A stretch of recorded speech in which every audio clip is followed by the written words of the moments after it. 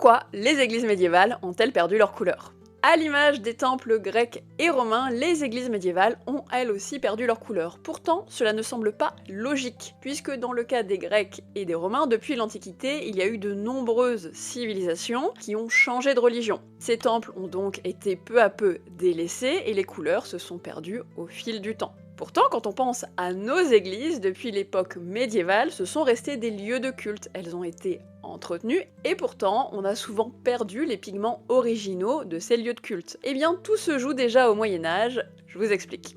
Dans une vidéo précédente, je vous expliquais qu'au Moyen-Âge, les sociétés étaient extrêmement colorées, mais je vous ai menti. Bon, en réalité, quand on dit le Moyen-Âge plus n'importe quelle phrase, c'est en partie faux. Pourquoi? Parce que le Moyen-Âge, c'est une période qui dure 10 siècles, et durant 10 siècles, il y a eu de nombreux changements. C'est pour cette raison que les médiévistes subdivisent souvent cette période médiévale en deux parties. Le Haut Moyen-Âge, allant du 5e siècle jusqu'au 10e, 11e, puis le Bas Moyen-Âge, du 11e jusqu'à la Renaissance. Les églises polychromes et extrêmement colorées se développent principalement durant la période du Haut Moyen-Âge, à partir des Carolingiens jusqu'au 11e, 12e siècle. C'est une esthétique à rapprocher de l'architecture romane, qui est particulièrement riche en décors sculptés, à la fois sur les façades comme à l'intérieur des églises. Et ces décors prennent tout leur sens grâce aux couleurs. D'ailleurs, de nombreux théologiens de ces périodes défendent l'idée, à l'image de l'abbé Sugère, que Dieu est lumière et que par conséquent, ces couleurs permettent aux croyants de se rapprocher de l'idée de Dieu. Un changement d'esthétique s'opère pourtant dès l'époque médiévale. C'est à partir des années 1260 que l'on note une forte atténuation des couleurs dans les églises. En effet, l'historien spécialiste des couleurs Michel Pastoureau nous indique que c'est l'église chrétienne elle-même qui va promouvoir une esthétique du noir et du blanc.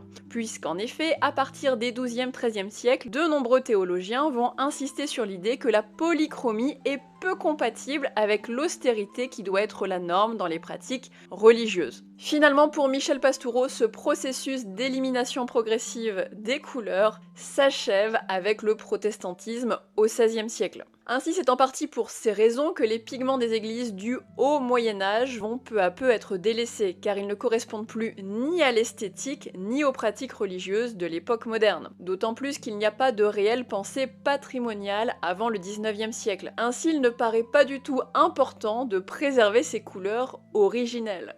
Pour mon plus grand déplaisir, malheureusement.